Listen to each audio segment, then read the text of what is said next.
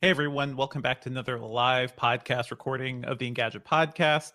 I'm Senior Editor Devendra Hardwar. I'm joined with Reviews Editor Sherlyn Lowe. Hey Sherlyn. Hello. Hello. And our podcast editor, Ben Ellman, producer. What's up? Hi.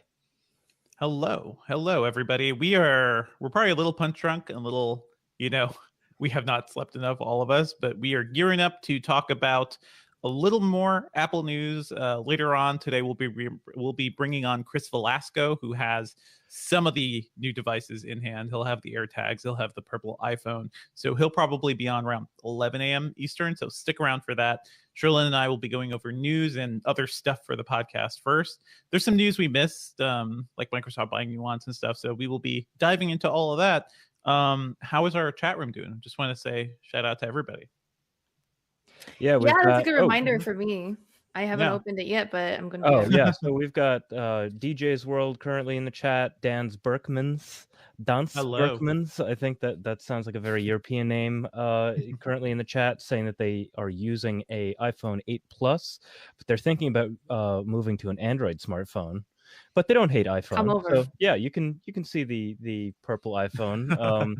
Mark Dale. Always nice to see you. Purple iPhone looks great, he says. So again, everyone in the chat, everyone who might just be filtering in, we are going to be doing a first look at the purple iPhone and AirTags. It's going to be in a little while. Stick around. We're talking about a bunch of other interesting tech news, and then we'll have a solid amount of time looking at all these new products. For sure. We are going to record a little out of order. So in the final episode, the iPhone stuff will be up front. But we do this because, hey, poor Chris is on the West Coast today. And we don't want to have him wake up too early. He's already been up writing all of our hands-on posts and gadgets. So you can go check those out right now to prepare. I want those AirTags. We'll be talking about that. And just a heads up for everybody here, Sherlyn and I did a post-Apple event chat on Tuesday. I threw it up on the podcast channel yesterday, so be sure to search out the Engadget Podcast, subscribe to that. I'll shout this out in the show too. But yeah, any questions from anybody? Or are we just saying hello? Yeah, it's mostly just hello from the chat right now. Well, I mean, I have a question for you, Devendra. DJ's World says that they're Batman. Do you believe that? Yes. Fully believe it. Batman's here on our stream, everybody. Yeah, but isn't that one of those situations where if they say they definitely are, then they aren't? Exactly. It's like the fake Batmans at the beginning of The Dark Knight. Can't trust them. You never know. I may or may not be Batman or Catwoman. Hi to Christopher Reardon. Hi to Jonathan Anderson. Both are familiar names, but also hi to new names like Arthur Lee Brown. And I think Spade's Effect looks pretty familiar. It's pretty cool. Yeah, it's really just so nice that we have these reoccurring viewers now. Cher, weren't you saying something about someone who popped into the post-Apple event chat? So, we got a community. Mm-hmm. That's nice. We've got a community, people who pop up. So thank you, everybody. I figure a lot of people have also subscribed to us on YouTube, and they get those pings when things are going live. So, hey, that's worth it. And if you're enjoying our show, please be sure to do that. Jonathan Anderson points out in the chat, no SD card readers on the new iMacs. Just have to say, that is something that does get me. I do want, we still need these stupid devices, people, like our cameras, most of our little consoles and things like that, the Nintendo Switch.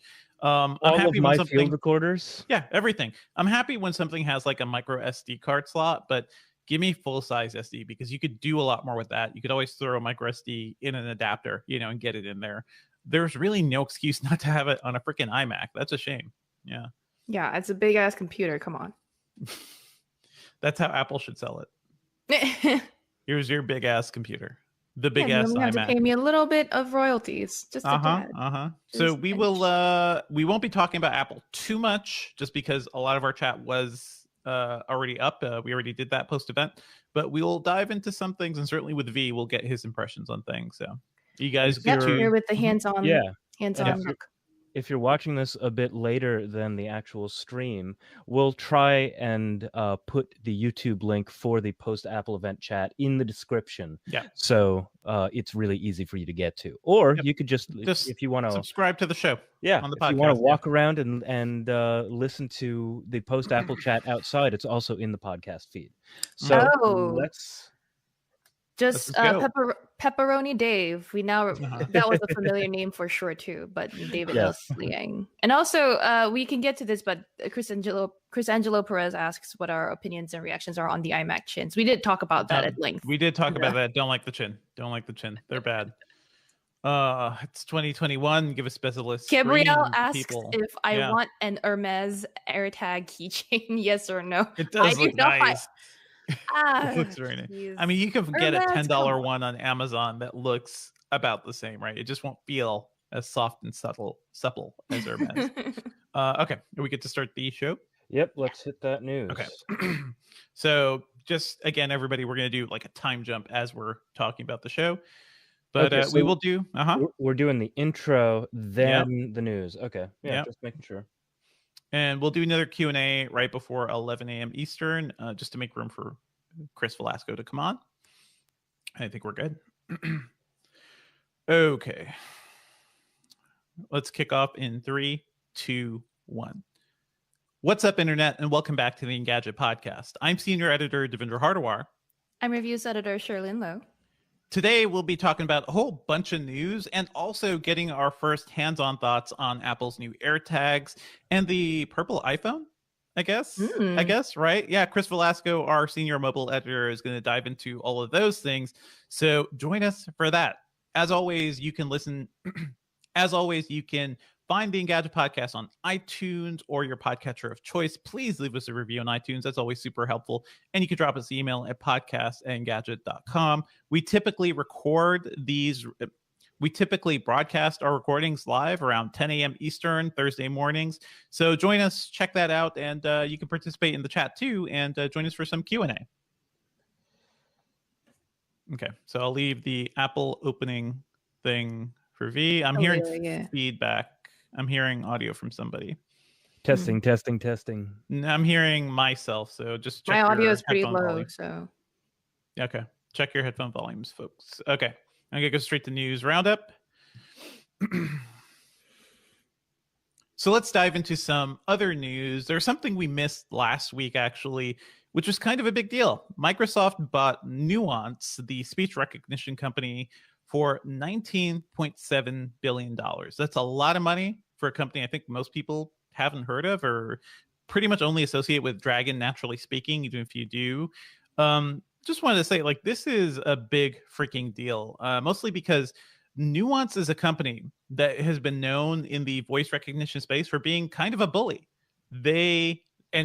Honestly, kind of a Microsoft. Like, they are known for holding a lot of patents, buying patents, and pushing out smaller competitors, either because of the patents they own or pushing them out and buying the patents from those competitors. So they're a bit of a patent bully. They've kind of like held a lot of the technology and IP in this space, and all of that is going straight to Microsoft. So that is going to be kind of interesting, because one thing we've seen as we've been covering Microsoft and Google and everybody over the last few years is this push for like better AI for speech recognition and language recognition, things like that. So, so these apps can automatically transcribe what you're saying. Both Microsoft and Google offer that functionality, but also the ability for like, computer voice to just sound more natural too. I think like between what we're seeing on smart speakers, between Alexa devices and Google Home and everything, you want to be able to talk to your computer in a natural way, and that is becoming more and more important. So that is nearly $20 billion Microsoft spent to become more of a leader in this space. And I think that's pretty interesting. It could have profound implications down the line. Any thoughts on this, Sherlyn? I guess I want to point out for one thing that, of course, this deal, like every other big deal, is subject to regulatory, checks and balances. There could still be things coming up that might prevent them from actually following all the way through with this, but it is expected to be done by the end of the year. And for me, Nuance is a company I used to cover like in my old job, which is like ages ago now. And I mean, when you describe them as a bully, I didn't think about that until I realized that like how aggressive they used to be. Oh yeah, PR. They're hardcore. They're pretty but they did, they didn't pioneer. I don't know if I would say pioneer the speech recognition space. They did. Maybe. I mean, it feels, but they were one of the early big players. Like they were way in there, way before a lot of like Google and Apple and Amazon were. I mean, they were in there before, before Echo those companies device was out. Mm-hmm. Yeah, exactly. So for me, like, I think yes, it's like good for. I mean, it's interesting to see how this will play out. For Microsoft, whether this will help Cortana, whether this will help a lot of other speech recognition things. But also, I'm not as familiar as I should be about Nuance's like ability to recognize people speaking with speech impediments. I think that's a very important space in speech recognition lately that people like companies like Amazon and Google have been actually paying attention to. They've teamed up with Voice ITT, I believe is the name of the company that's working on AI that will recognize people who speak with speech impediments and recognize what they're saying. So, you know, if Nuance has already got a lead on that, that would be a huge thing for Microsoft. But I would imagine, I'd imagine they do, right? Like, and that's a huge accessibility thing that you're talking about, Trilin. Like, a lot of companies use Nuance's tech. Whenever you call company and you get like, you know, say what your problem is out loud, and then the voice chain like takes your problem and kind of sends you through to another line or something. That is powered by speech recognition technology. In many cases, that's powered by Nuance. You just don't know it. So that sort of thing too, I think it's going to be, you're right. You're right. For speech impediments and for all sorts of things, having a computer understand the way all of us speak, no matter your accent or any impediments, is going to be huge moving forward. I can imagine, you know, in 10 years, I almost see, I like the movie Her, you know, Spike Jonze Her, because when it comes to computer interfaces, what that movie portrays is just a world with audio recognition. There's no keyboards, there's no mice in that movie. Go back and watch it. People are sitting in front of monitors, but they're just talking to their computers in a really like organic and natural way. No input devices, you know, unless except for the scene where he's playing with the video game. At that point, maybe you need a controller. But I do think we're kind of getting to that future.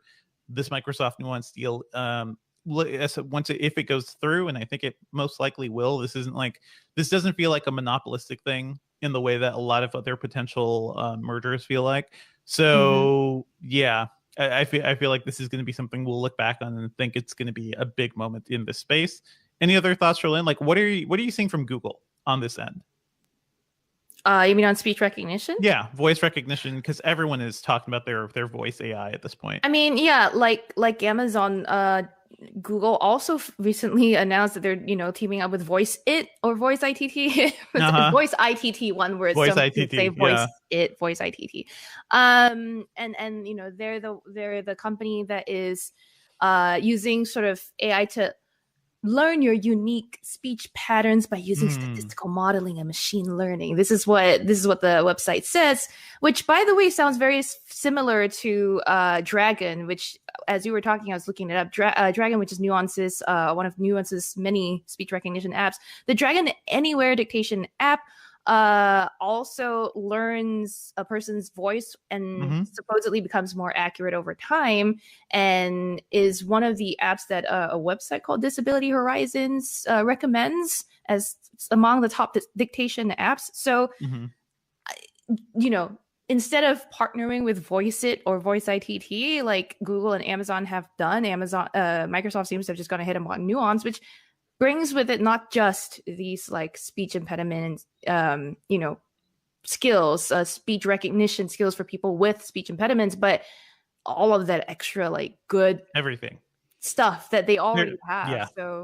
There's so much stuff in there. It is kind of, well, let me tell you guys a story, right? So when I was working in IT, I once was assigned to help a girl, like a college kid, who spent her entire weekend just working. She worked for like 30, 40 hours straight. She destroyed her wrists because she was mousing around so much. Like she had to be putting casts in both hands. So my job was to find a tool to help her kind of at least do some things, you know, type, engage with the computer, things like that. So I ended up setting her up with Dragon, naturally speaking, in like 2004, I think, or 2005. So the tech was actually around for a while. Like that stuff has been around since the 90s, I believe. So she was able to do basic amounts of work, write emails, do things like that just through voice command. And that is like, I think about that pure accessibility mode where like you can't even hold a mouse, you can't even really hit keys because your wrists have to stay really rigid. And it worked pretty well back then. So I can only imagine it's getting better. I hope it is. I don't know why I can't just like speak out loud and just have Windows listen to me. Cortana is all right. And some of the on-screen, like, hey, if I enable voice commands and say, hey, launch the start menu, do all this stuff, some of it works fine. Microsoft is getting better at it, but it's not great. So imagine that tech integrated right into Windows, and all of a sudden it seems really, really interesting. So I'm excited to see where this goes. Yeah, I'm glad to see more companies pay attention to the importance of like people with, you know, with their tech being used by people with speech impediments, because voice, like you just were sort of highlighting, is one of the more predominant uses of technology or ways we interact with technology nowadays. So we can't leave people out. Speaking of big Microsoft acquisitions, I forget if we talked about them potentially trying to buy Discord, but it turns out the Wall Street Journal reported this week that Discord is ending talks with Microsoft and kind of ending talks with everybody because they want to stay independent and they want to IPO, which is the hot new thing. And I can't blame them. I really can't, because I think for a lot of people, Discord has become this sort of like essential tool, right? I think of it like the way I used to always have an IRC chat client open in the 90s or something. Like, it is as essential. It is, you know, just as zippy and easy to use as IRC, but also takes some learning, but can do a lot more. It could do video chats. It could do audio chats. You know, it can be the place you are as you hop around different games with your group of friends or something. So I'm not surprised by this. Sherlyn, I think for our personal chats, you've been trying to move everybody over to Discord, which I find kind of hilarious, because you're not quite the gamer girl yet. But how are you liking Discord? I know you're spending more time on it. I enjoy that people have this perception that Discord is for gamers, and I know that that's where it started. But I think I told my cousin one time. Yeah. Yes, but I told my cousin once, and she's one of those like very much like, I'm a gamer, capital G sort of person, which gets on my nerves a little bit. But and you're like, have you played cooking? Yeah. And yeah, there's this like Jess Condit, our senior reporter, and I talk often about how, you know, trying to pigeonhole people into gamer or not is kind of like not a great thing. But anyway, Discord is a great chat app, whether you're a gamer or not, in my opinion. I like that there's a lot of features, like what Devendra pointed out, video chat, audio chat. And I was actually going to take issue with the fact that they also did just push out like a Clubhouse style stages feature. But I mean, Discord's already had its audio chat for they've done that forever. Forever. And my issue with it was going to be no like translation. I'm sorry, voice captioning or real-time subtitles for that. And that was always my issue with Clubhouse, which is it leaves out people who are hard of hearing or deaf. But thankfully, I guess, Google to the rescue, because Chrome can subtitle everything, all audio that's playing through your computer's, well, your browser anyway, so that's nice. So I guess I'm not going to like, if you run Discord through your browser, you can do that. And there's that. But if you're on a PC, you're probably on the app. Like, most likely you're on the app. But that is another thing that we can expect from the Microsoft and Nuance union, because imagine, not just in your browser, but across all of Windows. Yeah, in the OS, like built in, if you could get instant subtitles and everything. I think that would be pretty fantastic. And like, a quick word on like captioning too, by the way. Like, I know for the podcast, we have it manually closed captioned, and we make space for that. I will say that when I've read closed captioning across YouTube and stuff like that, or subtitles, more often than not, I find that like the AI generated one can be actually more accurate than the manual one, because the manual one, they can struggle to keep up with live content. Of course, like pre-recorded content is more accurate to have a person do this, but live, I think it is a big challenge. It's a challenging task. I will say that good speech recognition will be very helpful in future for like live captioning. Oh man, that would be so great if Microsoft was able to bring it to the Windows OS. That would be amazing. I'm sure Google's looking at that Nuance acquisition and going, Is our stuff as good? Because actually, going back to like Android's, Google Voice Assistant, and even Apple's Siri, Nuance's voice recognition was powering all that stuff in the cloud, folks. Like, Apple didn't build that. They had partnered with Nuance and kept it really on the down low.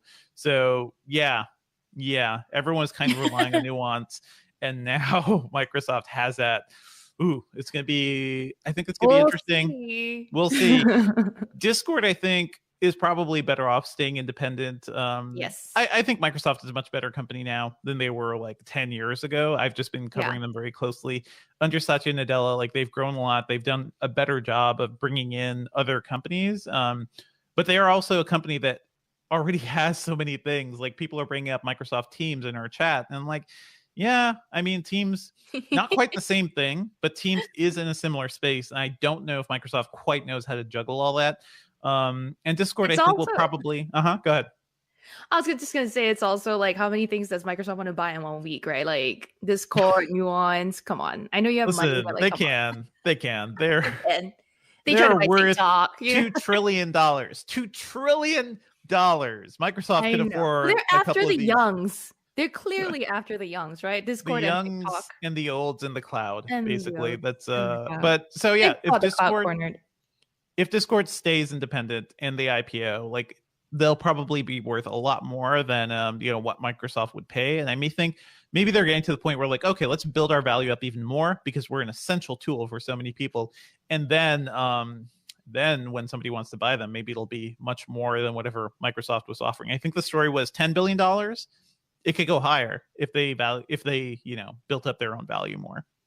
I would say, and I think I've heard this being talked about by other people. People seem to think Amazon buying Discord might be the fit, right? Because Amazon owns Twitch. Oof, yeah. So that makes me even more uncomfortable. But that would be bad, yeah.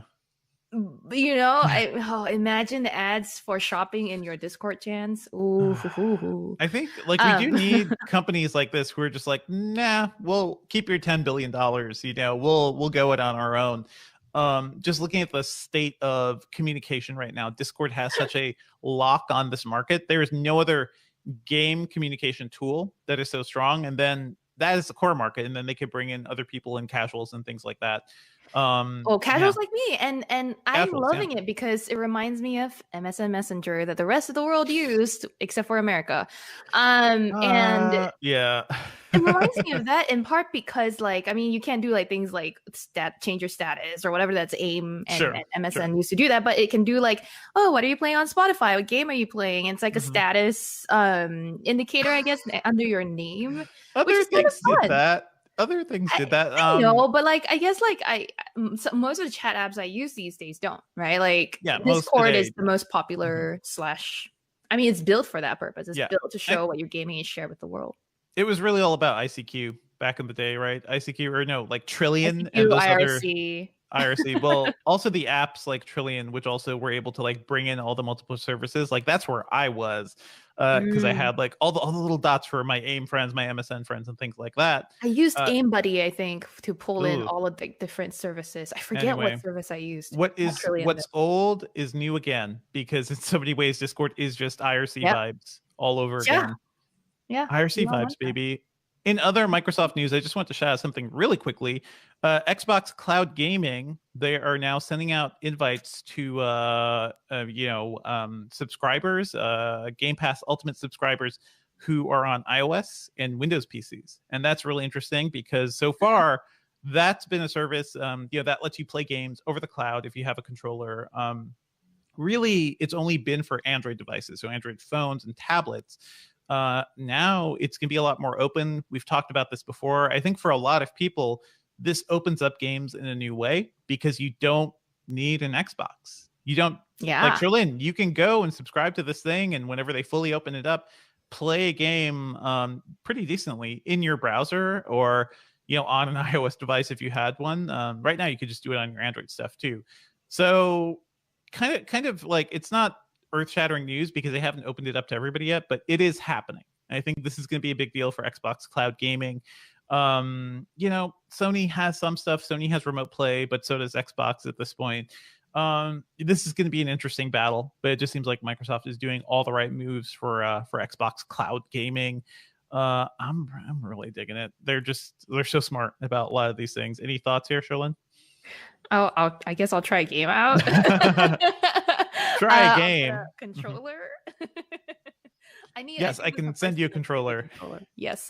Yes, that you can send me. Thank you, Devendra. That's the sort of stuff I will have space for. But no, I mean, yeah, you have space for a fire. I had to mail Sherlyn a fire extinguisher because this girl cannot be trusted with microwaves, apparently. So I've used a microwave every day for the last 4 or 5 years. I couldn't be trusted with one in space. When last have you used one without causing a fire? That is our countdown. That's our when last has there been an accident in this I think that was like how many years now? 2016? Not 5 years. Too soon. 5 years without a microwave accident. Let's move on. Another piece of news. And I think this one's a little fun. There was a story going around that Amazon wants to open a hair salon. I love this. London, powered by AR to let you like preview different hair colors and stuff. This is all you. What's going on? This is the weirdest little like piece of news. Beauty tech is something I've covered for a long time now because I'm interested in it. I want to be more beautiful. But this technology isn't new. Using AR, I guess, to overlay colors on your hair is something that like pardon my French here, a shit ton of selfie editing apps have been able to do, and quite accurately for a while now. Now, okay, accurate is subjective because sometimes they don't understand where your hair ends and where your neck begins or whatever.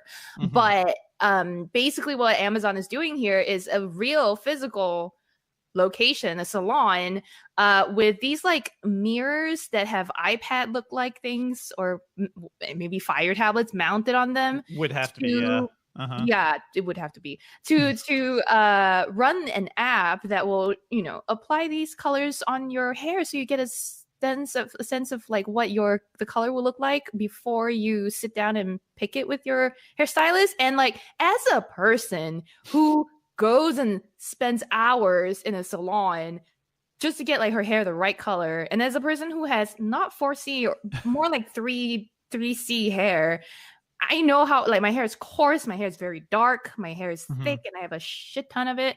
And like this process is one that like is very personal to me, right? And you can spend hours poring over like one of those books where they bring out books where they have little strands of like fake hair with all the colors on it to tell you what like shade your hair will be.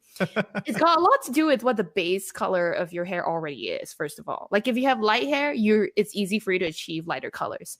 But if you have dark hair like mine, there's a limit as to how light you can go without like bleaching or without like destroying your hair and frying it. So the reason I bring all this up is because I'm sure the hairstylists are there to help out and kind of advise along this process. But if you put on like a wild color through the app on your hair, say like green or like lime green, say you want lime green hair because Billie Eilish ditched it or something. You're like, hers was fluorescent, but you'll need to temper your expectations, right? And I don't know how like the app is going to do that. Like, will it first recognize the root color of your hair and then just be like, well, here are all the colors that we have in the store that are available for you. Keep your expectations low. But, this is all very basic tech, right? To me, it's not like a hugely groundbreaking thing. And in fact, Amazon already introduced like this thing called live mode in 2019 in its app that will let you apply makeup on your face before you buy things. Like, and again, once again, lots and lots and lots of selfie apps, Sephora apps, and Benefit has done all of stuff like that for a long time now. So I guess I'm just reiterating the point that this isn't very new, except for like Amazon is bundling it into like a physical space and using what looks like a ton of Redken products. And I can imagine though, this is, as they call it, learnings for Amazon, right? Because they're going to get a lot of data from people who try this out, and that could eventually be applied to their own mobile apps or something. And they could be like, hey, just point this at your face, and it'll tell you all the products it needs, all the products you need to make your hair better, or to make all your beauty regimen better. So I can imagine, hey, I go on Amazon to find a lot of stuff. Like I had to get new clay mask stuff, and it's like, what do I get? There's like 20 things. There's so many things to get. So if you could just point your camera at your face and Amazon could be like, ooh, buddy, you need an exfoliator or something. Yeah. I have some mirrors that offer that too, but I still doubt the accuracy. Right into the Amazon store, just like, oh, I'm just gonna start putting some stuff in your cart, just like check it out, buy it or not. Hey, you can turn on instant buy here. You don't even have to confirm. Just like let me just keep shipping you all this stuff.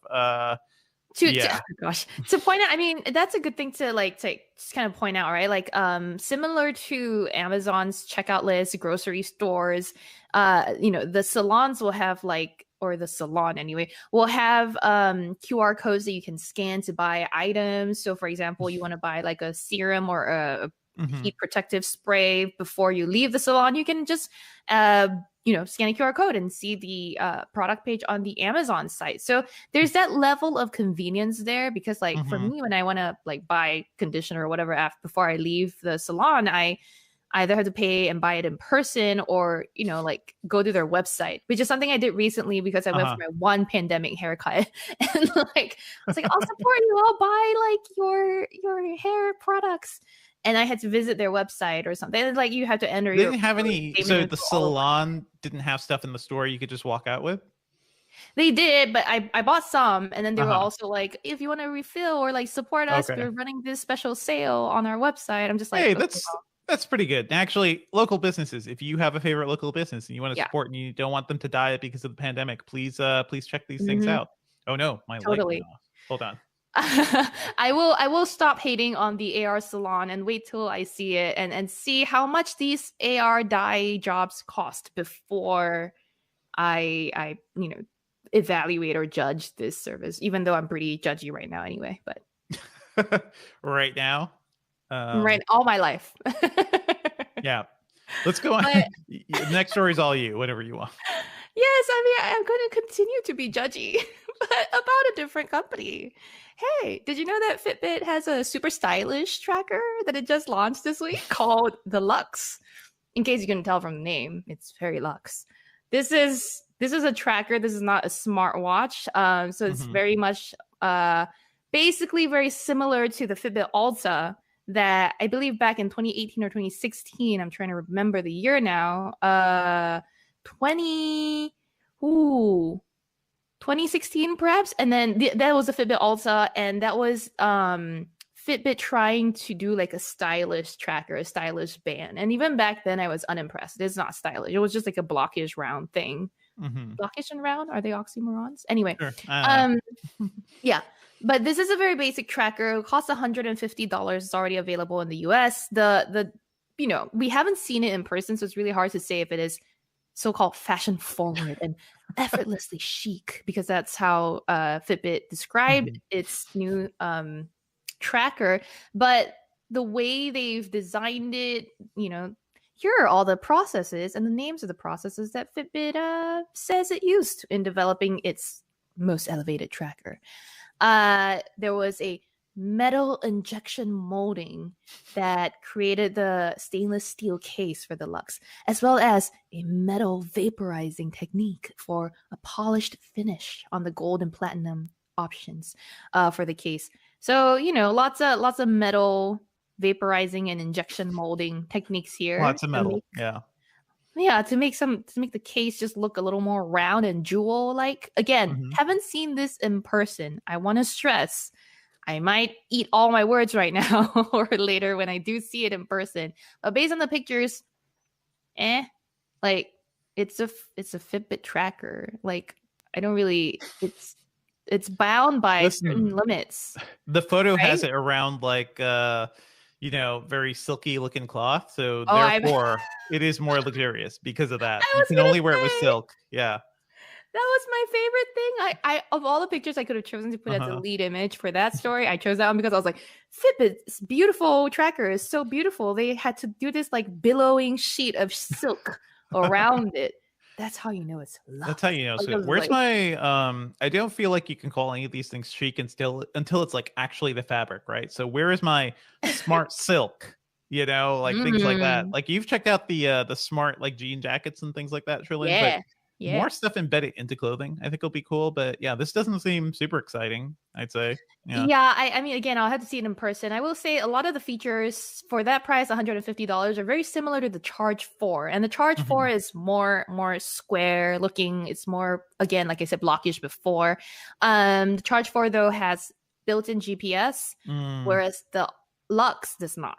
And otherwise, though, like the features are all basically the same, right? It tracks your sleep. It has a heart rate monitor that'll do constant heart rate monitoring. It'll do like heart rate variance. It'll do, in time, eventually, Fitbit says this will do also skin temperature variations as well as blood oxygen monitoring. So lots of features for that price. Again, Fitbit's like core, like at the core, these devices are pretty good at this point. Their sensors are pretty great. Their fitness and health tracking are more comprehensive than your typical Samsung or Apple smartwatch. So, you know, again, like I guess honestly, wait till we get our hands on it to see. Just wait. And also, this still is not the fabled Fitbit Google collab we're still waiting for, right? Like we're still they still keep putting out these things and we're like, no, show me what you can do with Google. That's all I want to see. Yeah, I will say there was like one little thing that seems like a quick feature they managed to add since merging with Google, I believe, or finally completing the acquisition earlier this year. There's this thing called Google is it Pass? No, Google Fast Pair, which just helps you set up the Fitbit more easily with the Android phones. Which, like, I mean, thanks. You know, like setting up a new Fitbit can be a pain in my butt. And I'm very, very glad that there is this new feature now. And yeah, to Avenger's point, this is exactly not the fabled Fitbit meets Google device or watch. That thing better be great after all this waiting. I feel like we've been waiting for something cool to happen for so long. Yeah, I know. This morning at 9 a.m. Eastern, I wrote up another embargo story about Montblanc's new Summit Lite. It's another smartwatch. It runs Wear OS. And it's just about this watch that's been globally available now, coming to the US for $860. Yes, you heard that right. It's a Montblanc watch. What are you expecting? And here's my thing, though. In that, I took the opportunity in that post to kind of talk about Wear OS right now, right? Like Wear OS's biggest shortcoming as a wearable platform is it doesn't really track your health and fitness all that well. So a lot of companies like Fossil and Montblanc themselves have had to make their own apps or software, I guess, to do that on their watches, which is such a problem. But now that the Fitbit acquisition has gone through, and Fitbit being such a good like health and wellness and fitness tracking company, I think I'm more excited to see what happens to Wear OS as opposed to just this hardware. Like I think hardware will be great, but I think I'm more interested to see how Wear OS will be changed from that. I hope I hope Fitbit has always had some pretty good software, so I hope they can influence Google, because as we've said many times, Google not so great with consumer platforms, and certainly not things like Wear OS, which has been up and down all over the place for the past few years.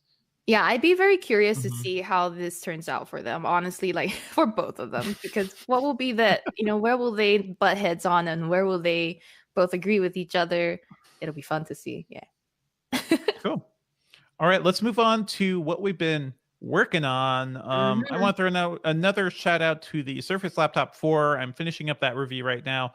Have to say, I was a little disappointed, as you probably heard in last week's episode. I was a little disappointed that Microsoft didn't update any of the design stuff at all. But having tested this thing and benchmarked it and everything, there are some things I really enjoy. It is much faster than the last Surface Laptop 3, which actually came out 1.5 years ago. That was like the fall of 2019. So extra long ago.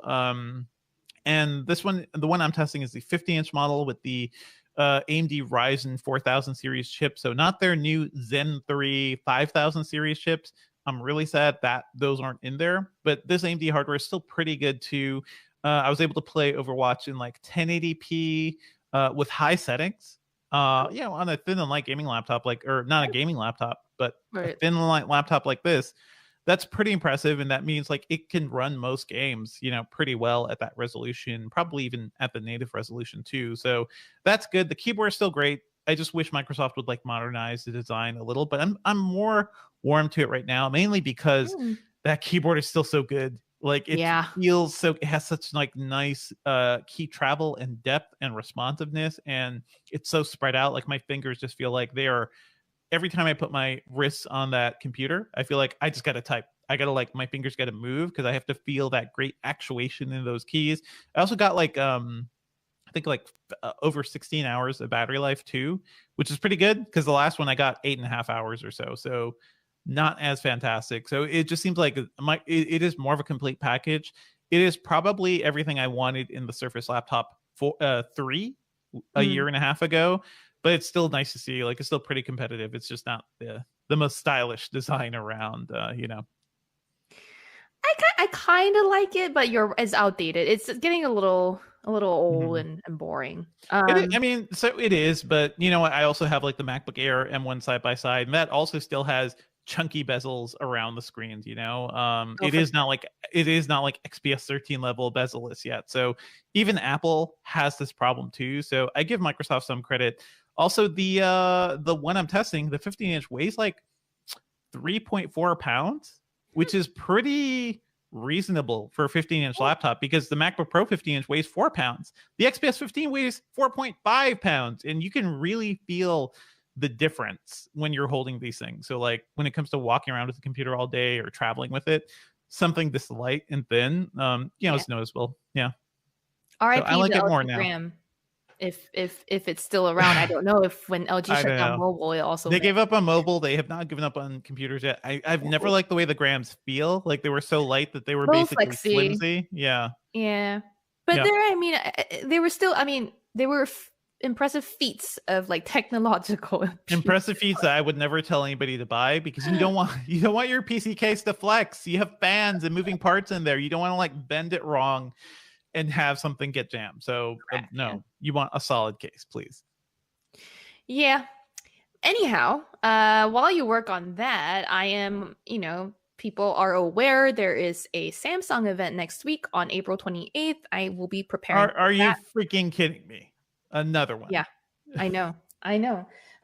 For those who are listening to the podcast and watching us on the stream right now, be sure to come back to the Engadget YouTube channel April 28th at around, I don't know, 9:40 a.m. Eastern. Samsung's actual keynote kicks off at 10 a.m. Eastern, but Chris Velasco, our senior mobile editor, and I, who you just heard from, will be talking to you a little bit before the show just to chit chat and talk. We like to hang out. And then after Samsung wraps, we'll also be doing a Q&A and answering all your questions. So come, it's fun.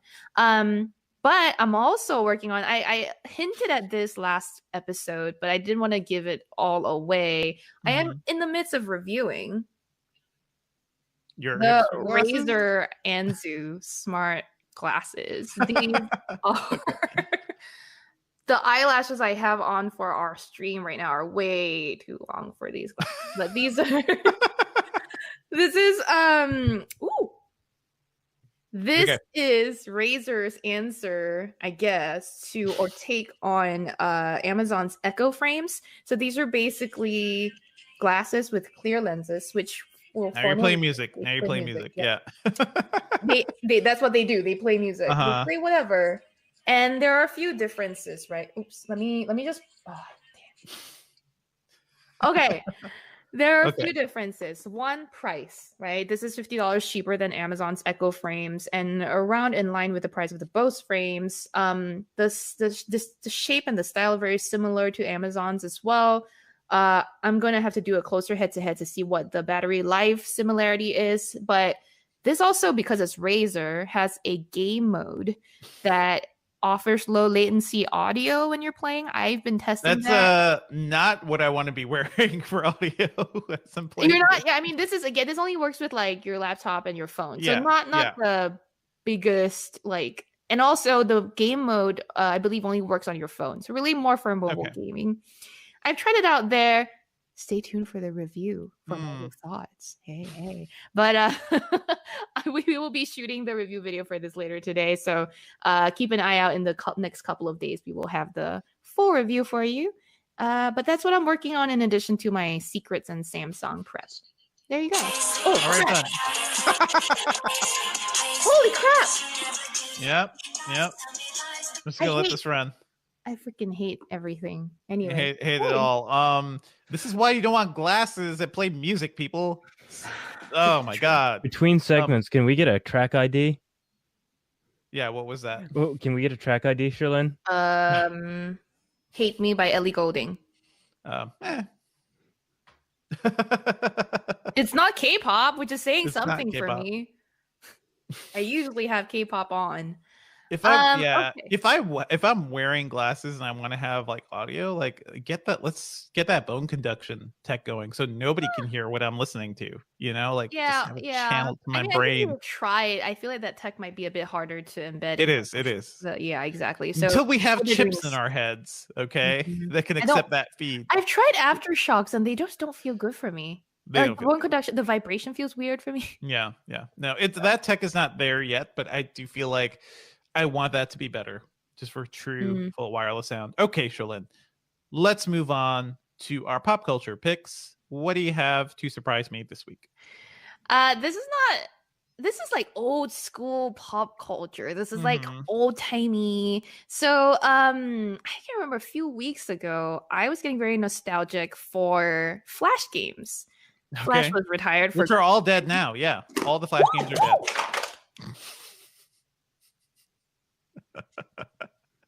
Anyway, what was that? They're all was that a dead review now. device? Yes. That's just my phone. So the games are all dead, but I was very nostalgic. I was trying to look up some of these games that I used to play to pass the time when I was a lot younger, and I couldn't find them. So I said, I just talked about it on Twitter, and Twitter, y'all came to the rescue. One person, I'm sorry, I can't remember your name, but one person directed me to BLUEMAXIMA'S FLASHPOINT, which is basically this big archive of like Flash content from the web. And I believe they started doing it right around the time when like browsers were announcing they were going to stop enabling or supporting Flash. And again, look, I'm not telling you to go ahead and download this because if you have issues with Flash, you don't want to install Flash on your laptop again. Sure. Does this actually install Flash, or like how does this work? Does it emulate like within a container? Yeah, so it's not going to be I believe no online access for the Flash. You download the Flash files from the archive in a zip, I believe, and then when the library, I believe, is like all downloaded within this little console that they have, and then you can browse through all of the titles that are available. You know what? Like, not only did I find the exact game I was looking for, which is a Hong Kong Cafe game by Maggie Market. It's another cooking game. This is where you cut your teeth. It's just silly cooking games. But Maggie Market has had a lot of good games. I loved it.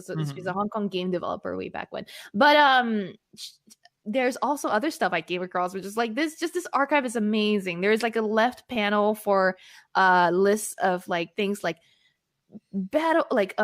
room escapes, like just a whole list, a playlist of room escape games, and a whole list of like fight games or whatever. And then news, like, do you remember what was it, like New Battlegrounds? What's that website that like collected all of the Flash games? Devindra, did you not do any Flash games? Newgrounds.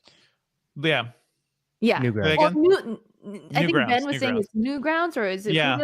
I didn't really do Flash games because I was playing like real goddamn games, like, well, the Flash stuff happened in the 2000s, right? And so I liked Homestar Runner. I like the Flash videos and those things, but the games, I'm like, I didn't have time. No, Flashpoint didn't just archive the games; it also archived all the Flash videos and animations that were online. So you can. Yeah, one of my favorite videos ever, which I saved myself to my own hard drive way back when, was the one about the end of the world. Yeah, it was a funny video. Loved it. Yeah. Yes, so I saved that. But Flashpoint has that too. But what I love about it is also the archive is so vast that like I searched for I was like, I want to play a CSI game. Let's see if they have a CSI game. I searched for a CSI game. It brought me to this game that I think a school like MIT or something developed for its forensic science students, and it was like a very CSI style game, not a real CSI game, but like a CSI style game, which teaches you about forensic science. And I was like, I'm getting an education from Flashpoint. It's cool. I'm glad somebody is collecting this stuff and archiving this stuff. I'm sure like technically the licensing is like a big legal gray area because it's like, oh, you're not giving any money to the people who create these things, but if they're dead, I mean, you can donate to Blue Maxima, and this is like an archival project, very similar to the way I guess like archive.org or the Internet Archive is. But I mean, like donating to the creators, like that's the thing. Oh, but yeah, hey, if these things are dead and off the internet, I am fully in the belief that if you can't access it normally, then do it in other ways that may or may not be. I mean, technically legal. They're not for profit. I think one of the ways they're evading that issue is operating as a nonprofit. But yeah, I mean, I reached out to the creator of those games that I love on Facebook, and she hasn't responded. I would be more than happy to pay. Who is this rando? She famous. She like a big person. No, I mean you. I mean, she's gonna be like, who's this rando messaging me? This is true. I'm just like, I'll pay. Just make those games again. Give me more. Anyway, that's me. That's like if you miss Flash content on the web and you want a safer, I guess, way to access them, again, install at your own risk. But that's been keeping me happy. How about you, Dev? Very cool. Well, I want to shout out a movie I saw and really enjoyed. It is called The Empty Man, and I think you'd appreciate this, Sherlyn, because it's a horror movie that is also part like mystery, part thriller. This movie is known. Oh, it's creepy imagery up on our screen. This is a movie. It reminds me a lot of the Gore Verbinski American remake of The Ring, which it is about like an urban legend, like a Candyman type thing. Like you say this guy's name in an empty bottle, and something's gonna happen within a few days. But this movie is achieved a bit of cult status super early because this was created under Fox several years ago. The release was delayed for years. Disney bought Fox, and Disney was like, I don't want to touch this movie. So they dumped it. They dumped it on video demand basically over the fall, gave it no permission or anything. But then people in the horror community started like discovering it. And it turns out this movie is pretty good. It's directed by David Pryor. It is so unique in many ways. Like this movie has a 20-minute prologue before even like the main events of the movie start. But the 20-minute prologue of this movie, which is set in the Himalayan mountains and kind of delves into the thing that leads up to the Empty Man, that alone, I think, would be enough content, good stuff that would be in an independent horror movie, that would go for 90 minutes. So it's like you're getting so many movies at once. Then after that prologue, you start like the actual normal movie, and then you start to think, like, oh, this is a weird teen horror thing, right? No, not quite, because it turns into like cults, and it turns into like existential horror. So many things I really enjoy, right? I love horror movies that try to be different, that aren't just about the gruesome kills, although there are some of those here too, and at least one that's kind of gratuitous. But I think it's really interesting and really creepy, and really gets at the idea of cosmic horror too. I'd almost call it like ontological horror. It's just people who believe the nature of reality doesn't matter, right? We talked a bit about the people who think we're living in a simulation. It is sort of like if you take that idea to an extreme and turn it into a cult, and then people are just like, to hell with societal norms and the nature of reality. What if we could break our own reality? What if we just want to get back to the existential state of chaos and destruction and nothingness that is the universe and black space? That is kind of what this movie gets at. So I appreciate that. It's really creative and interesting. It's also one of the best looking horror movies I've seen in a very long time. Like every shot is perfectly framed. Every sequence seems like it's really well thought out, and it's super creepy. It is one of those horror movies that will get under your skin. And hey, we're just going to show the creepy skeleton again. I like it. This great. Is what will get me to watch. This picture is giving me like I have to watch this feels. I mean, I hope it's supernatural, but it is. Certainly supernatural, and then that'd be great. Extra natural, and then so many other things. Naturals. Yeah. I really appreciate it. Stars James Badgedale, who has been in a bunch of different things. He was in Rubicon, which I really enjoyed. Nobody saw, so check it out. It is worth a rent if you like horror, and if you like interesting horror. I've just blind bought this movie because I will be revisiting it quite a bit. So check out The Empty Man. Mm-hmm. Okay, so we're going to be doing Q&A with the chat for a few minutes until V comes on with our purple iPhone. So I banked a bunch of questions. We got lots. Yeah. All right. Chat was really active. So yeah. SK Anderson asked a question first. So I promised them that I would bank it and ask their question first. Okay. Which is they have a big question. They want a new iMac, but really want a redesigned 27-inch version. They don't know if they can wait another year for it. You got to wait till the fall. So they're considering the 24-inch version. Do you think they should wait 27-inch later versus 24-inch now? We're most likely going to get the 27-inch in the fall. It's going to be whatever the successor to the M1 chip is, so maybe an M2 or an M1X or something. But they probably need a faster chip, like a beefier chip, to power that hardware and things like the new Mac Pro. So you kind of have to wait. But hey, another thing you could do is just you could get this and sell it down the line. It depends on how much you need it and how badly you need it. The good thing about Macs is that they retain resale value quite a lot. So if you need a new machine right away, you could get this, buy it or finance it or something. And then by the time you're ready to upgrade, you could probably resell it and get most of your money back. Okay. And sure. It's the empty man. Yeah. Yeah. Sherlyn, can you while you want to check your door? Can you put you can check your door, or you can put the glasses on and look like you're 17. Did I get a knock? It sounded like a knock. Did, right? Let's we're making our own Zoom horror movie here. I don't want this to play Spotify again. Oh man, if I could arrange for somebody to sneak up and Sherlyn right now, it'd be perfect.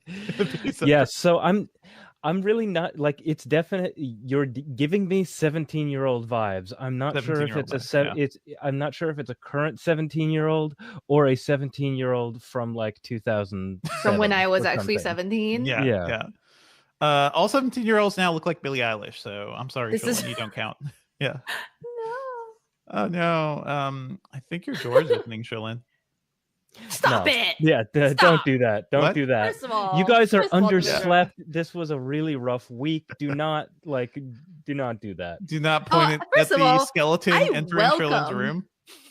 Well, I am less afraid. It's just weird. I'm less afraid of like ghost things than rats and like actual. Oh yeah, rodent. we know. Yeah, don't worry. Yeah. I know exactly how to punk you if I have to. Oh my gosh, you guys have already punked me. I wanted to say hello to some more common names or regulars on the live chat that joined, and they were all like, I'm late. Y'all are not late as long as you join us. Better late than never. We have the Apple stuff coming soon. Yeah, it's coming soon. Josh Sakdeva, regular now. I think R7M RBLX also joined a little bit after we went live. That was welcome. Thank you for joining. Again, never late. But also, I think John Anderson is of a Kylo Tech. Geez, there's a lot of you here today, and I think we're really, really appreciative of that. Yeah. Thank you, video team, for sticking with our creepy vibe for this season. Oh, Bryant Mitchell, Pepperoni Dave, Chats HD. I'm just shouting out the names that are familiar to me.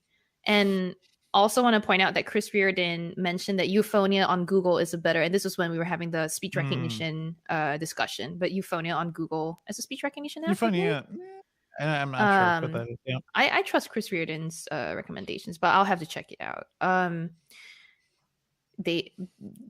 Pepperoni Dave Nelson Liang. I'm just shouting out names, but I know there's a lot of questions that maybe we want to go through too. Well, yeah. So in Mr. Perfect during the game streaming bit of other news, they said that they use Stadia more over xCloud. Honestly, congratulations. Sure. Congrats. You're the only Stadia user. Yeah, that's exactly. Why it's so good I was about to say that. Do you work for Google?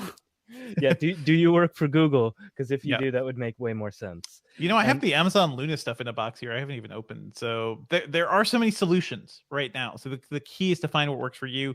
We'll probably do an episode kind of wrapping all this up eventually, but I just think Microsoft is doing such a good job. Like I give them a lot of crap for not having enough first-party games with the new consoles, but this system, like cloud gaming, Game Pass, and everything, is such a good value for people where I can't deny it. It's so good. Also, hi to Chris Turner, but Josh Sakdeva asked, has Engadget received the Huawei Mate X2? Just to remind people, we are kind of not doing like our typical review coverage and news coverage of Huawei stuff because of the involvement, rumored involvement or seeming involvement with the Chinese government's treatment of Uyghur people. So just your regular reminder that if you don't see a lot of Huawei device coverage from us, if you support government surveillance and things like that, we have ethical concerns more. We have ethical concerns. Yeah. And then R7M RBLX, excuse me, said hashtag start microwave shaming Sherlyn. I mean, you don't need a hashtag for that. Devindra's always done that. I've always done it. Ever since also, you heard the story. I sent you a fire extinguisher. Like yes, literally, there's a fire extinguisher in her apartment now because and also everybody. Hey, pro tip for everybody: if you live in an apartment, get a fire extinguisher. They're not that expensive. If you live in a house, you should have one on every floor. Please. Okay. Well, I was about to be like, what if you live in a house? So you have one in every floor. I have like 5 spread around my house right now. Yeah. I mean, having a dedicated kitchen fire extinguisher, absolutely a good idea. Barbecue fire extinguisher. Yep. Oh yes, because you're a homeowner now. Everything. Fire extinguisher by my dryer because it has to use the gas line, and I hate it. I hate that so much. So I'm like, Yep. Quickly, I think Mark Dell doesn't know the microwave story, but I feel like we've gone over the microwave story a lot on this. Okay, yeah. While you tell that, I'm gonna go get a little water. Okay, good. Because I'm also going to Julio, quickly say hi feed, to. Please. Quickly say hi to Mr. Perfect and Kay Asante, which are also regular names. Hello. I would love for V to already be on by now, but this is a weird picture that popped up. We're waiting for V. Oh, hell. It's very strange. It's the empty man. Stay away. Yeah. Let me get away from this. You've got that guy on the left, the empty man on the right. There's nowhere for you to be safe. Okay, we're changing. And this. Yeah, what is that pulling images from? It's an app on Google TV that pulls like artwork. Okay. I've seen people get embarrassed because sometimes their apps pull in personal photos and things go bad. I wish that were a personal photo. Things go real bad, real quick. Yeah. Okay, I was going to say the story about the microwave is. I was confused and jet lagged in Spain, and indeed left metal in the microwave. Let's just leave it at that. We can tell. I've told the full story on some live stream before. It's okay. It's okay. You'll never live it down. I know somebody who, I think he was on a trip to London, like his first trip to London, and he didn't realize the kettle was electric. So he put it on the stove. Kettle on the stove. That was not good. It's easy to make these mistakes when you're jet lagged. Yeah. Dang. There was a little bit of an interaction in the live chat where R7M RBLX and Josh Sakdeva figured out that they both live in Pakistan. Oh, nice. Thank you. That's all. So thank you guys for listening. That's cool. People are talking about the new Apple TV 4K. I cannot wait. That's the one I really want to see. Mainly because of that new remote. It looks really good. I kind of hate the touchpad remote right now. So new remote, the higher refresh rate stuff probably won't matter too much because there isn't much HDR content that's high refresh rate, but the remote looks hot, and also the TV, the color calibration stuff looks really cool too. Yeah. I'm now approaching the more recent questions, but to quickly confirm R7M RBLX's question, I am real. This is not Devindra operating an AI. Although it would be really funny if this entire podcast was like a Garfield minus Garfield situation. Oh yeah. It would be cool. But who would be minus Sherlyn, or just Sherlyn talking? I mean, I would be the human character. No, I would be the cat. Anyway, Hello. More recent questions. Let's see. Do bezel-less laptops, Josh Sakdeva asks, do bezel-less laptops have less durability than the normal ones for the screen? I haven't found that to be true. Technically, I think he's they're probably referring to the ability to kind of open it and have your screen, your thumb kind of use the bezel as a leverage. Probably. I mean, even the bezel-less ones, like it's pretty easy to do that. But yeah, I have not put a lot of these machines through a lot of pain and stuff. I have to say though, like the last computer, like I remember I cracked like the Surface Laptop 1 or 2 case through really no use, like nothing really too tough. So there's a lot of weird things that could happen in computer cases. Yeah. Okay, so we got Velasco on. Chris, thank you so much for oh crap. Sacrificing Hey, your sleep V. schedule Thank and all you. this stuff.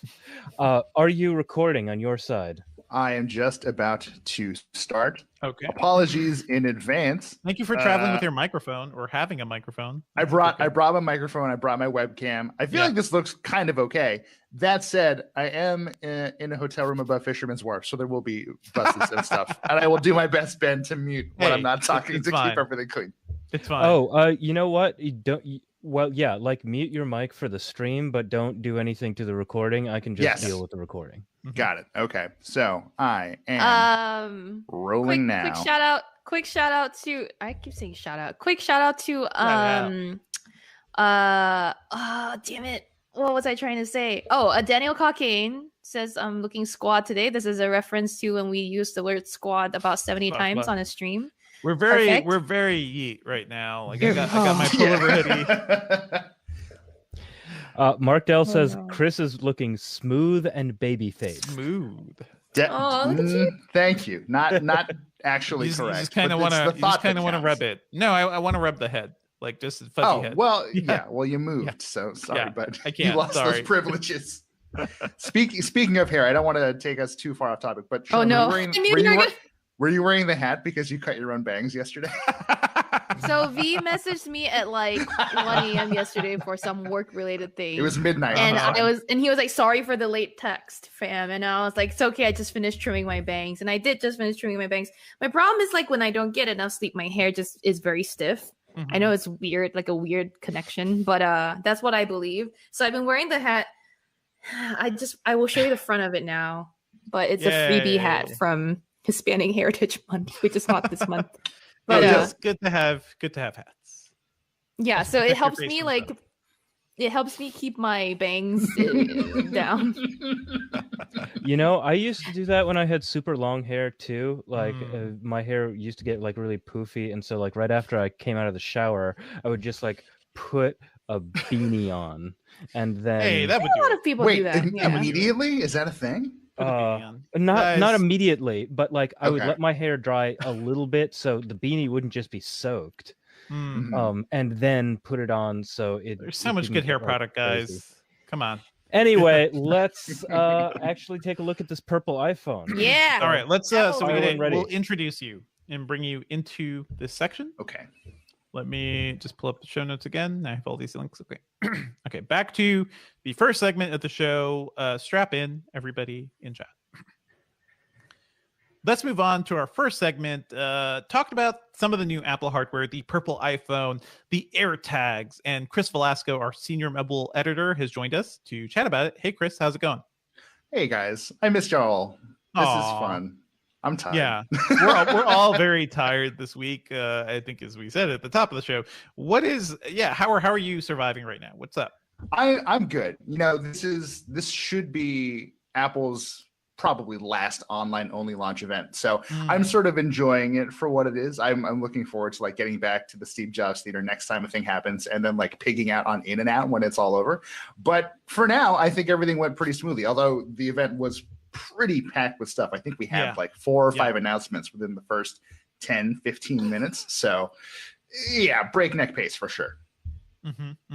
So your hands-ons for both the AirTags and the purple iPhone went up this morning. What do you, it's your call. What do you want to start with? What is most compelling to you so far? I mean, I feel like I should ask, do we need to talk about the purple iPhone at all? How purple is it? Here we go. Tell me about the purple. There we go. How purple is it? It's lavender, which is fine. It's lavender. It's not like Barney purple. Yeah. No, if you're a Filipino person or a connoisseur of Southeast Asian flavors, it's very much the color of like ube, purple yam ice cream.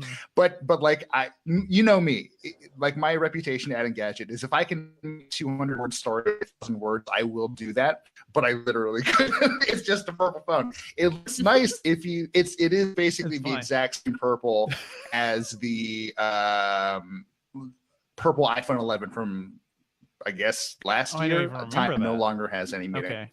Exactly. It was another late edition, and it brought, I think, their color lineup at the time up to 6 colors, which is the same for this. But in case the white, black, red, blue, or green models weren't enough for you, purple, fine, sure. It is wild to me, like, why would they just come out with another one right now? Is this just a way to spur on more sales for people who were really holding out? I don't know.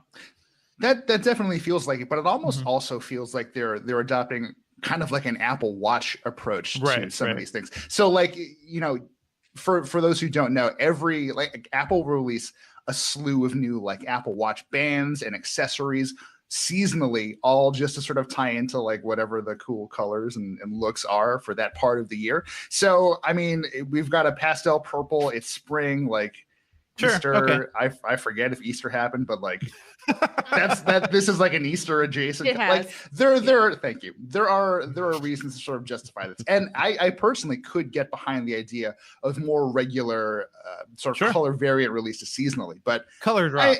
Where's the orange iPhone, please? The orange iPhone 10R was to me by far like the best thing iPhone ever made. It was very nice. There's like okay. Yeah, I will say, and I think I'll describe this a little bit more for our audio listeners who don't have the benefit of looking at the phone on the stream. Looking at the comparison between Apple's stream and what V was holding up for us to see, I will say the purple iPhone looks like it's a lot like a more muted purple in so-called in person. Like lavender, I think at times, yeah. Some people are describing it as bluish. Yeah, I see it's more probably as the color balance of the screen. So that could be. But again, it's more like a pastel. So the green that you've seen on the iPhone 12 series, you know, the sort of level of green in there feels like the same level of purple in here. That's what I'm thinking, like a muted pastel version. They should have just called it the Ube iPhone. That would have been fun. Let's talk about let's talk about AirTags, because I kind of love these things, and I'm not somebody, I've never invested in Tile. I've never really gone on the Tile bandwagon for things, but the interface and the size of these things, it looks like something I could just put on my keys, all sorts of devices, and their interface for finding things looks really cool and good. What's your experience been, Chris? So I want to sort of set expectations right off the bat. I've had these things for a day. There is a reason the story that I have live on Engadget.com right now, I make it clear it's not a review. I think anyone calling it a definitive review is probably overstating things.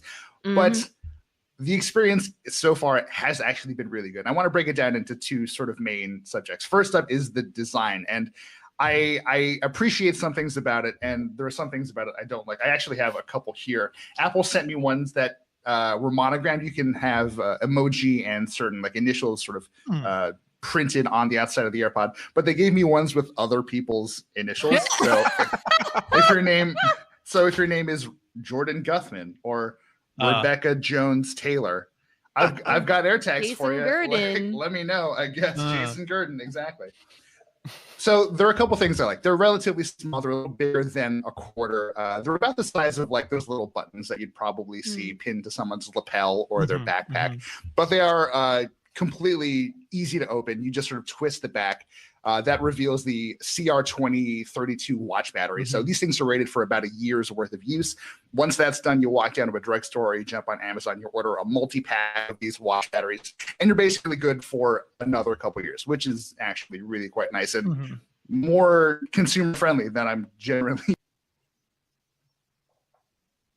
As simple as it needs to be, and that's quite good. But there are a couple things I kind of wish they had just made a point to include. For one, I would love to get one of these in my wallet. Like Apple makes a key ring, which is great if you want to start using one of those, but I lose my wallet constantly. And it's just, the edges are just like a little too fat, curved to support. Like I would love to get like a little piece of, you know, double-sided tape or something and stick this to my wallet just to make sure, but I don't know that would work great long-term. The other thing is, unlike basically every other object tracker out there, so the Tiles or Samsung's Galaxy Smart Tag, there's no integrated keychain loop. So you can't just like add this to your keys, which seems like a very minor omission.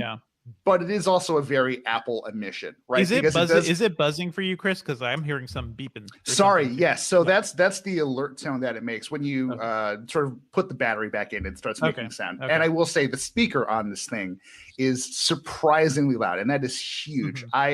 If you're an Apple Watch person, you might already know that you can ping your iPhone from your Apple Watch. And I've had to do that many, many times to figure out exactly where in my apartment I left my phone.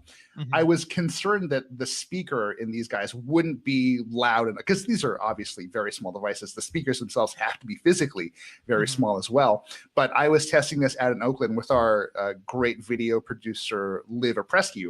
He hid this thing in his backyard. There was like wind. There were kids playing. There were two guys in their lawn sort of using a bandsaw on like big slats of wood. And over all of that sound, I could still hear the really sort of high-pitched tones coming out of the speaker. So if I firmly believe that, if you're used to that kind of thing, you could easily find whatever's attached to an AirTag purely based off of the sound coming from the speaker. But obviously, I think everyone knows that if you're looking at AirTags, it's probably because you like the idea of precision finding, which uses the U1 ultra wideband chip inside the AirTags. That basically functions as a high frequency radio beacon. So the U1 chip in your iPhone 11 or your iPhone 12, I guess, so the Apple Watch Series 6 and the HomePod Mini also have U1 chips. So maybe you will see some sort of interplay between those devices and the AirTag soon, but we'll see.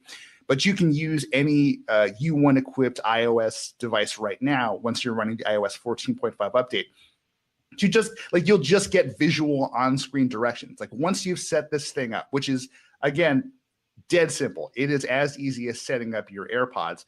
Once that's done, you open the Find My app. It'll show you where your AirTags are, its last known position if you're not nearby, and you have the option to just hit you're in Bluetooth range, so about 30 feet, you'll start getting on-screen directions, like a big arrow basically pointing you to exactly where the AirTag is. And I was fully expecting this to not work as well as it was displayed, because this is like the one feature that really kind of sets an AirTag apart from a Tile. And I would be fully cognizant, I'd be fully okay with the fact that, maybe it's not perfect right out of the box, but I found my keys every single time. It is legitimately that cool. That's cool. I have 3 things to bring up. Pretty much 3 questions, more or less, coming up from the chat.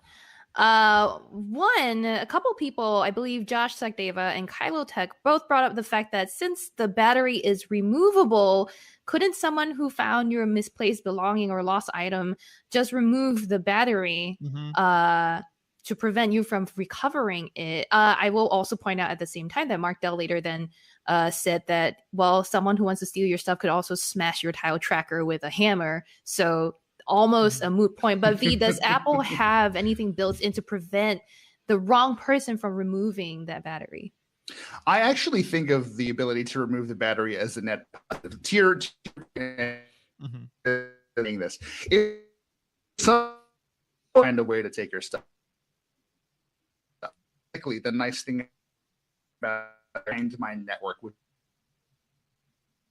be, and they say iOS hardware that's compatible network is with identifier of those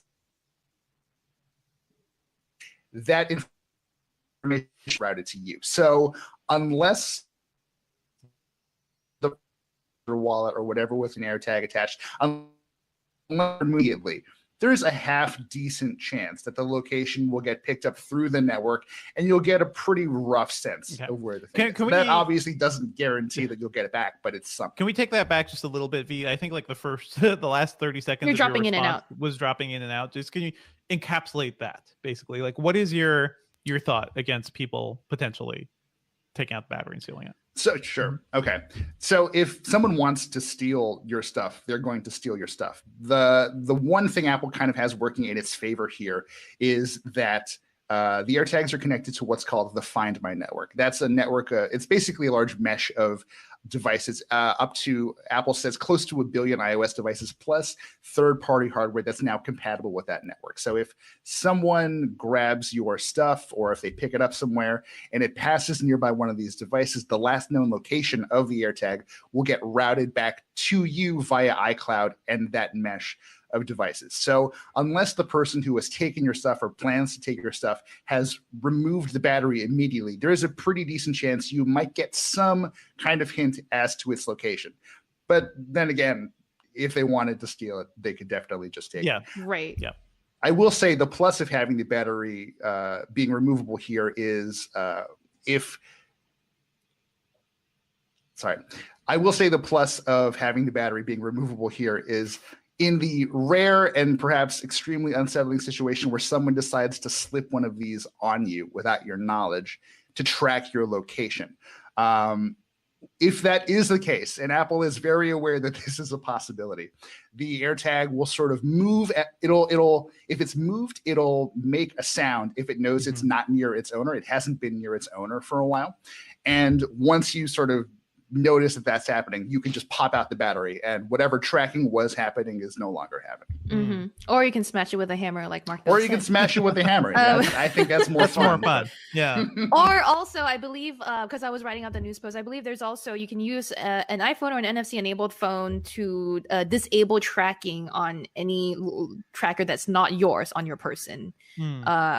That's what the press release said. I'm not sure if you've gotten around to testing that, V. Probably. I have not gotten around to that yet. I know you can use an an Android phone rather, to scan the tag via NFC, and it should show you the serial number. And if the AirTag has been set to lost mode, you'll see like someone's phone number and their name. But yeah, there are ways to identify AirTags that you find attached to items or to yourself. So I did say 3 things at the start of this little bit. The second thing I wanted to point out was our very own Nicole Lee is in the chat, and she said a huge oversight is that they didn't build the AirTag thing into the Apple remote, because is the one thing you always lose in the couch. And Mark Dell I bet there's up still and no asked, speaker. Yeah, on that. Yeah. Mark Dell did follow up and ask, doesn't the Apple remote have a finder built in? But Nicole also said that it doesn't have, I believe, the U1 chip, and it also does not have the finder built in. Yeah, it does not work with the Find My app. At the very least, Apple, just put a speaker on that thing. Like, please, like Roku has been doing it for years. So many other companies have figured this out. I do like the fact that the new remote is slightly bigger. So that means you'll be less likely to lose it. I'm looking forward to playing with that. Yeah. My last point, and the last thing from the chat that I want to bring up for this portion anyway, is Josh Sakdeva or Jonathan Anderson, one of you mentioned, or want to ask V, has using the AirTag been given you the experience of the Alice in Wonderland couch travel? Like Apple demonstrated in their ad. Were you in caves spelunking? No, because no one I know has couches cavernous enough. We the people I tend to hang out with don't spend a lot of money on couches. So maybe somewhere out there was a person for whom they could wriggle their entire body into the couch and spend an entire day there comfortably. But that's unfortunately no one Yeah, exactly. It's the sequel to Narnia, the Chronicles of Narnia 2, couching and surfing. There you go. But did you have any other thoughts to share about what you've been able to experience with the AirTag and the purple iPhone so far? The purple iPhone, let's just forget it. Like, Listen, I'm waiting for your very long review, Chris, about the purple iPhone. Like, really, what makes it different? How is it faster than the current one? Look, purple just feels like a faster color. You know what I mean? It's just so fast. So purple iPhone is purple. With respect to the AirTags, I think the one thing I want people to sort of take away for now is we have not had the chance to fully test everything that is going on with these things so far, but the out-of-the-box experience, the sort of simplicity that Apple has been playing up basically since the event, that all very much seems to be well taken care of, which is maybe not a surprise, but I do have to admit, and here's a pro tip for anyone who just happens to ever have a problem getting this to work. If you are the kind of person who restores your iPhones from backups, make sure location services are turned on for the Find My app. Mine wasn't. I was testing the purple iPhone with a backup that I had saved. I don't even know when. And I had disabled location services for that app. So I spent a good hour and a half with our video guy, like, AirTags suck. These don't work at all. I can't even pair them. And there's in his archive somewhere, there is like a fully completed video of me just like tearing these things apart because I was too much of an idiot to like triple check that was on. So if your AirTags do eventually have trouble pairing, if that doesn't happen immediately, or if the find button never shows up in the Find My app, you should probably double check that. Good to know. Great. Well, why don't we? I think we're good. Why don't we wrap and then we'll do a bit of Q&A if you want, V. It depends on what your time is. Okay, let me just wrap you out here. All right, Chris Velasco, thank you so much for diving into this new hardware with us. I'm expecting a very long Purple iPhone review on the site very soon. Where can we find your work on the internet? If you would like to see my 10,000 word opus on the Purple iPhone delivered serially, you can follow me at Chris Velasco on Twitter or email me, because I do like emails, at v@engadget.com. All right. I think we can cut it there. Yeah. And then why is there a picture of a scary cat? It's scary. Wait, I missed it. I missed the cat. It'll be back up on the stream in a second. Hello. That's the cat from the Apple commercial. Yeah. Hello. Yes. Today is a cat stream, not dog stream anymore. Jonathan Anderson, by the way, was the person who talked about the couch travel Alice in Wonderland experience. But they also point out that AirTag is the accessory that needs accessories that cost 10 times the cost of the AirTag. Yes, I didn't get to that. The dang leather key loop that Apple sent me to use, which I don't like because it's bigger than the Orbit key organizer I use anyway, is $35. Like what like you can't okay. And also, here's the thing, and I don't know if maybe we can put this back into the podcast after Ben, but here's the thing, right? If you don't have that little hole to loop a key loop on for the tags, and these are not adhesive or magnetic, how are you, and you said you couldn't just stick it in your wallet and, have it seamless or like not feel like it's going to fall out. You need to buy one of these accessories. So the ticket price or the selling price of this $29 each, it's not very accurate, isn't it? It's like a little bit misleading because you would need to get something to attach it to other things. No, it's a little misleading. One could definitely argue that, and I do think that's correct to an extent. But the point I make in my story is that you just know you could buy Apple. You could like go and buy Apple accessories for $25-$30 a pop, or you could just wait 3 days and buy like $3 AirTag cases on Amazon, which I'm sure everyone's going to do. So I'm just going to use tape, Apple, right? I'm just going to Scotch tape shit to shit. You know what I mean? But then I've got 5 of these. You want to try one out? Oh man, that's Sherlin's smart device. I don't have 5 things I want to track at the same time. When Sherlin launches a smartwatch, it'll be Scotch taped shit to shit. Shit to shit. First of all, let's put this out there. I don't need an AirTag. I don't freaking lose things. I don't know how y'all losing all your remotes all over the place. I just put them on the table and then I put them in the holder after I'm done. Sherlin, Just got time for that. Sherlin, you're like all about accessibility, and the accessibility aspect of this is for anyone who does lose things, maybe to short-term memory problems, or like I spent a long time. I'm not arguing that there's no use for these. I'm just saying I don't have them. I'm making fun of people. You're very special. Like V, who's always losing. She's basically just making fun of me, is what's happening. I in the last couple of years, I spent a long time working at this studio in Manhattan, owned by a 80-year-old man, and so like he's always losing stuff because he's 80 years old, and his brain is just way too full of files. I'm sure he remembers the birth of NPR, so he can't remember where his phone is all the time, and AirTags would be really helpful for that. We'll always know where Sherlin's remotes are. They're always in the microwave, like every time. A very important.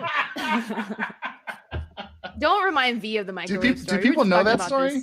We just talked about that story, but also I publicly said to everybody that I just sent Sherlin a fire extinguisher, and I need to send you one too, V. So what? I'm good. I've never. But but if you don't have a fire, if you don't have one, you're not good. Your shit is still liable to burn down.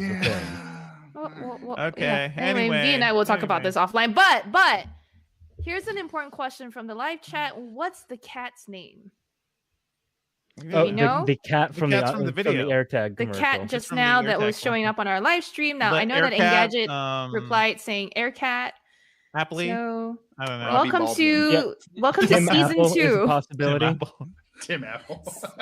Oh no, that was Sherlin's name for Tim Cook at one point. So Varuna Singh in the chats said hashtag Scotch tape S to S.